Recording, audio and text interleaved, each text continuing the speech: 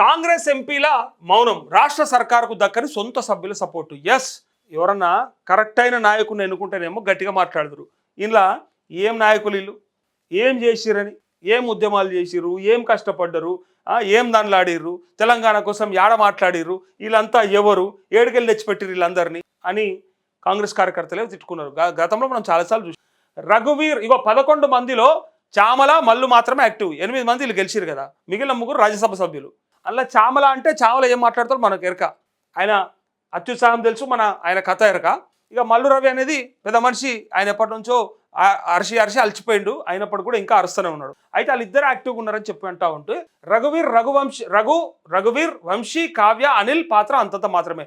అసలు వాళ్ళ నాయకులుగా నన్ను గుర్తిస్తున్నారు, అసలు ఎంపీలుగా నన్ను గుర్తిస్తున్నారు. ఆ నియోజకవర్గాలలో ఉన్నారా అంటే ఉన్నారు, బొమ్మల ఉన్నారు, అనామతం. ఇది ప్రజల మాట. ఇది ఉన్నారా అంటే ఉన్నారు. పార్లమెంట్లో మాట్లాడేది లేదు, కొట్లాడేది లేదు, రాష్ట్రానికి ఏం తెచ్చేది లేదు. వాళ్ళని ఎందుకు గెలిపించారో జనానికి కూడా అర్థం కాలేదు. వాళ్ళు కూడా అరే అసలు మేము ఏమనుకున్నాం, ఏమవుతుంది, వీళ్ళు ఎంపీలు ఎప్పుడు గట్ల ఉంటుంది పాత్ర, అది కూడా మనకి ఎరక. కానీ కొంతమంది అన్న జర యాక్టివ్గా ఉంటారు.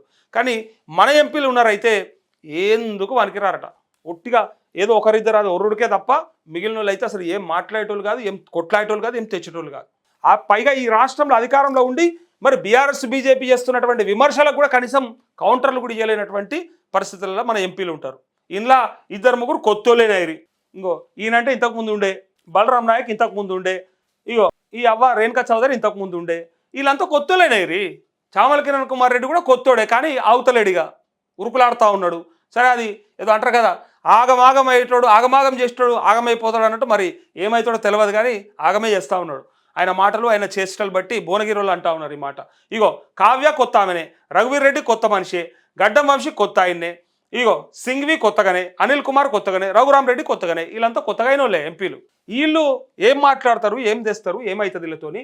ఇగో సీనియర్ ఎంపీలు బలరాం షెట్కర్ కనిపించేది తక్కువే. ఢిల్లీ రాజకీయాలకు రేణుకా సింఘ్వి పరిమితం. వీళ్ళిద్దరు ఢిల్లీలోనే ఉంటారు. అయితే ఇక్కడ ముచ్చట ఏంటంటే, కాంగ్రెస్ మీద గిన్ని అబండాలు మోపుతుంటే, గిన్ని ఆరోపణలు చేస్తుంటే, గింత రకరకాలైనటువంటి విమర్శలు వస్తుంటే ఎందుకు కౌంటర్లు ఇస్తలేరు ఎంపీలు, ఎందుకు చేతనైతలేదు వాళ్ళకంటే, అసలు వాళ్ళకి ఇది కాదు, ఏదీ చేత కాదట. వాళ్ళని అనామతం మనం ఎట్లా అంటే ఉత్సవ విగ్రహాలు లెక్క పెట్టుకున్నమాట. ఆయా నియోజకవర్గ ప్రజలు మాట్లాడుకున్నటువంటి మాట ఇది. ఉత్సవ విగ్రహాలుగానే ఉన్నారు తప్ప ఎక్కడ కూడా అసలు ఎంపీల పాత్ర పోషిస్తలేరు అనేది వాస్తవం అని చెప్పి అంటున్నారు. రాష్ట్రంలో కాంగ్రెస్ ఎంపీల పనితీరుపై రాజకీయ వర్గాల్లో తీవ్ర చర్చ జరుగుతోంది. ఇటీవల బీజేపీ ఎంపీల పనితీరుపై ప్రధాని మోదీ అసంతృప్తి వ్యక్తం చేసిన నేపథ్యంలో అసలు కాంగ్రెస్ ఎంపీలు ఏం చేస్తున్నారన్న అంశంపై మరోసారి తెరపైకి వచ్చింది.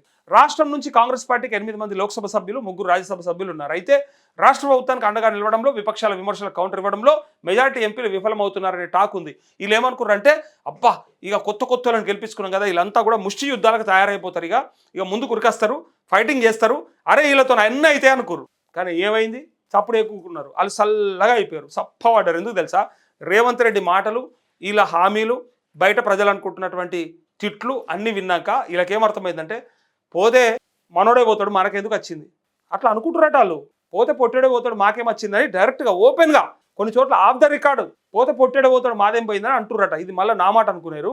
నాకు అసలు ఏమాత్రం రేవంత్ రెడ్డి అంటే కోపం లేదు, అస్సలు నాకు శత్రుత్వం లేదు, అసలు ఏమాత్రం ఆయన అంటే నాకు తగాదా లేదు, ఒడ్డు పంచాది లేదు, ఏం లేదు. కాకపోతే బయట అనుకుంటాట, పోతే ఆడబోతాడు, మాదేం పోయింది, మేమైతే మంచిగుంటే చాలు అని డిసైడ్ అయ్యారు.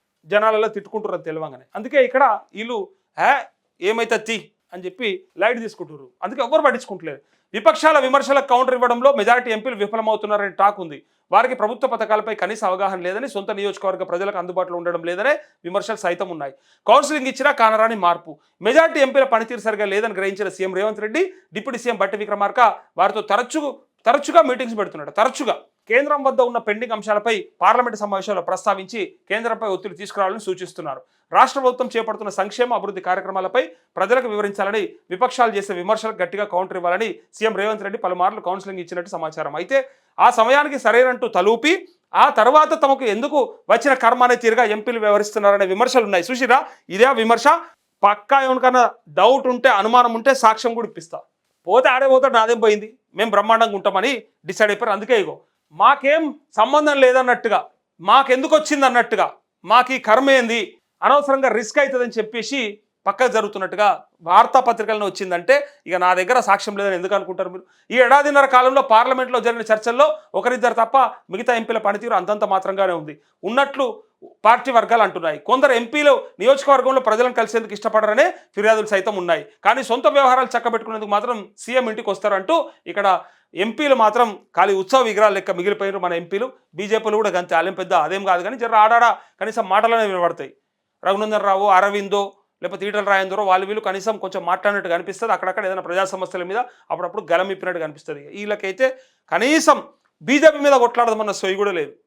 కొట్లాడాల్సింది బీజేపీ మీద, వాళ్ళ మీద కొట్లాడదామన్న సోయి కూడా లేదు కేంద్రంలో అని అక్కడ నియోజకవర్గ ప్రజలు అంటా ఉన్నారు.